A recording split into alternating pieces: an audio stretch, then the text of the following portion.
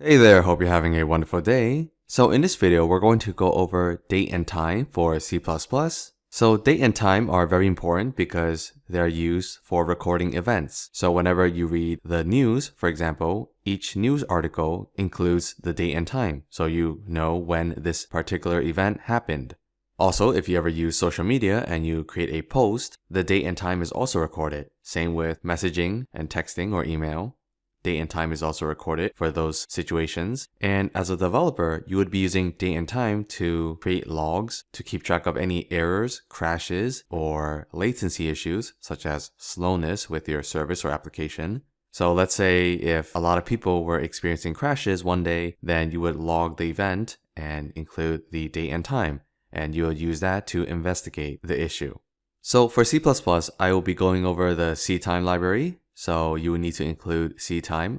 And for these two, these are not related to CTime, but we're going to use this to pause our program. So we are going to use it to simulate latency, which I will go over at the end of this video. So what does the CTime library give us? Well, we can get the current number of seconds that have elapsed since the Unix epoch. So the epoch is basically the beginning of a period. Basically, we start the count of seconds from this exact date. So January 1st, 1970. So just to show you what I mean, we can do time_t, and this is the type. And for the variable, I'll just call it now, and I'm going to assign it to time. And here I'm just going to pass in null pointer. So this is going to give us an integer representing the number of seconds that have elapsed since this date. And here I can print out the value, so I can do cout now. And let's save and run the program. And you can see this is the number of seconds that have passed. Now this is not really readable, so what I'm going to do is convert it into a string format. So for that, all you have to do is cout, and here I'm going to do CTime. So this is a function that takes in a time t, and actually it takes in the pointer, so you would have to pass in the memory address. So here I'll do &now. So if I save and run the program, and here you can see this is much more readable, and we have Saturday, August 9th, and the time is 2 a.m., 3 minutes and 19 seconds, and the year is 2025. So this matches the time on my computer. So if you look at the bottom right, you can see it is 2:03 a.m. and the date is Saturday, August 9th, 2025. So this is represented as a 32-bit integer, and the issue with this is eventually you're going to run out of space for representing all the numbers, because after 32 bits, the number will overflow. So this is known as the year 2038 problem. So sometime in 2038, after this point in time, the numbers will overflow and you won't be able to represent any date past that specific time. So it's certainly an interesting problem. I encourage you to look it up, read up about it. It's quite interesting, and hopefully this won't be an issue for me because I hope to retire by then. But for now, we don't have to worry about this issue, okay? So we can get the number of seconds that have passed, and we can also get the exact date and time, but you can actually break it down into individual components. So for that, I'm going to use a struct tm.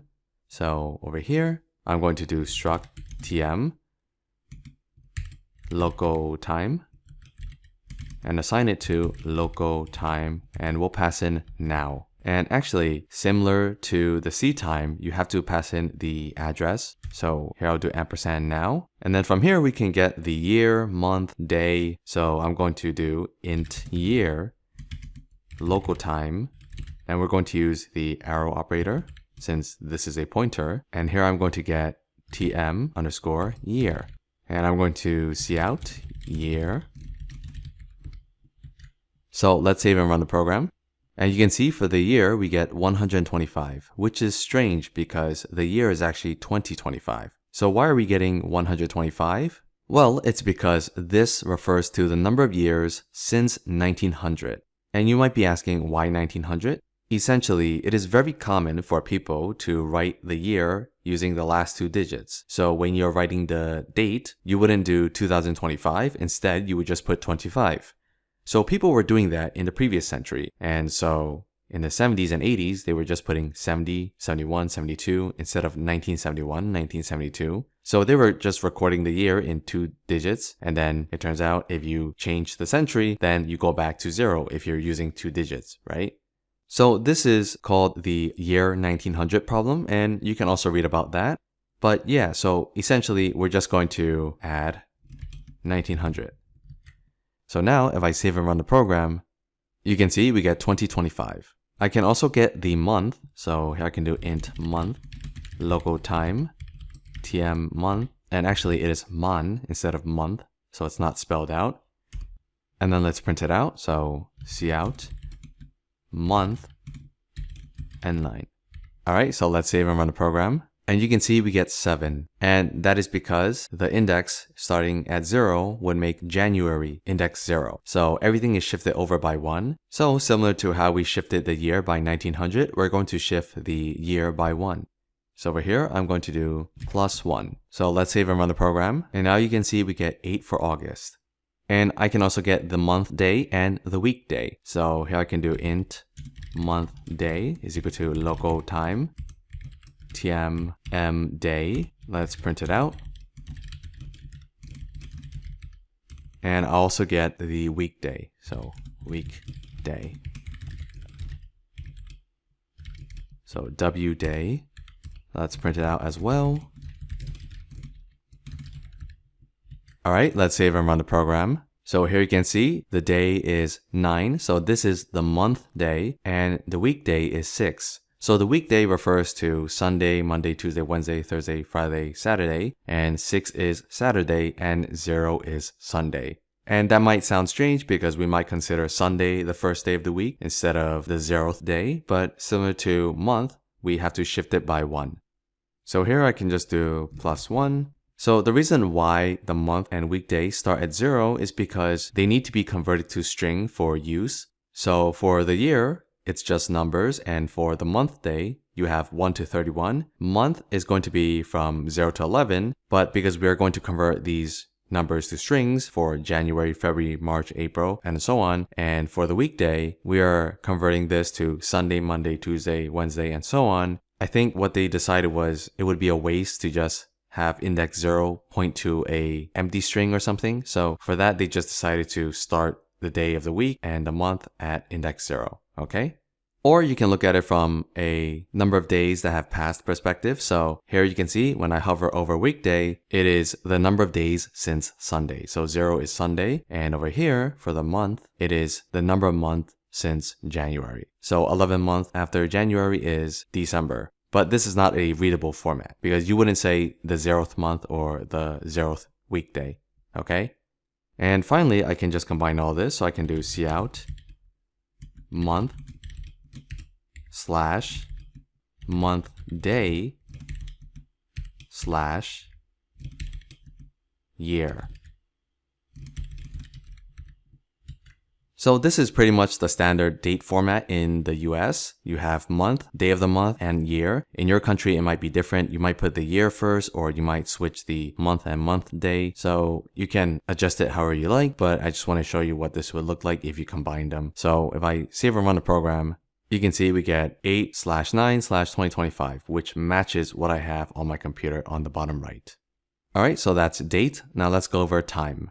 So similar to dates with the months, years, and day of the week, I can do hours, minutes, seconds. So here I can do int hour, local time, tm hour, and I can print out hour.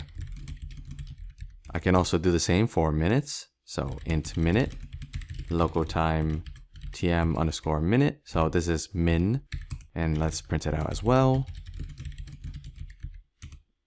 And I can also do seconds, so int second, local time, tm sec, cout second, n9, and let's format it. So here I can do cout hour, colon, minute, colon, and second.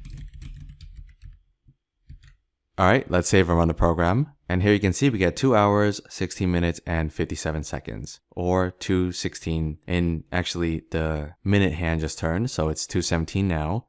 And of course, I can also add AM or PM to the end, but the hours are using 24 hours, or in the US, this is known as military time. So it's going to use a 24-hour clock, so you also have to adjust that number as well. So here you can see it's from 0 to 23. So if you want to replicate this exact time using AM and PM as well as using the US 12-hour format, then you would have to do a bit of math over here and check to see if the hour is between 0 and 12 or 12 and 23, okay? But I'm just going to leave it at that. If you want, you can try to convert it as a fun little challenge. Next, I want to go over timing. So timing is used for calculating how long a program or algorithm took. For that, you would calculate the start and end time and take the difference to see how long the entire process took. And if it takes longer than a certain number of seconds, then maybe you can create an alarm to notify engineers to look into the issue. But for now, I'm just going to mock that and just use a wait or sleep function. So if you are using Windows, you would include this and you would use the sleep function. If you are using Unix, then you would use this, okay? So for the timing, you just need to get the start and end time. So here I'll do time_t start, and this will be time null pointer. So the current time now, and then here I'm going to create another time. So time t end time null pointer as well. So this is the current time after something has finished. So in between, you would have your functions or algorithms running. So here I can just call sleep. If you're using Unix, you would use usleep, okay?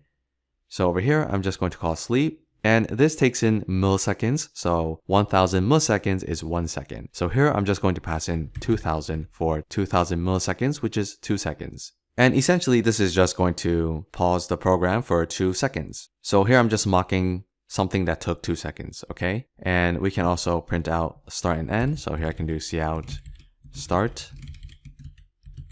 Actually, we want the CTime, right? Because this gives us seconds. We want it to be more readable. So here I can do CTime ampersand start. And I'm going to copy this, paste it here, and change this to end. And I'm going to also take the difference between the two. So for that, I can just do cout end minus start. So this is going to take the seconds for end and start and calculate the difference and check how many seconds are in between these 2 points in time. Alternatively, I can also do cout diff time. So this is a function and I can pass in end and start. So let's save and run the program. So here you can see we print out the time and we wait 2 seconds. And here you can see this is the start time and this is the end time. And this time is from the now variable, which I probably should have removed before running this. So here you can see the time elapsed is 2 seconds. So this is pretty much it for the CTime library that is used for date and time. And actually, there is a better library and it's more new. It's called Chrono. And Chrono is more type safe and it basically uses seconds and duration types instead of using outright integers. And it is also more precise with the timing. But the reason why I'm using CTime is because for Chrono, you can use it for timing, but if you want to use it for date, you would need C++20 or newer, and a lot of code out there is probably still using CTime. Maybe in a later video, I'll go over Chrono, okay? So that's it for this video. Hopefully you found this video helpful, and if you did, make sure you give this video a like. If you have any questions, let me know down below in the comments, and if you want to stay up to date for more C++ tutorials, make sure you subscribe to the channel, and I'll see you in the next video. Bye bye.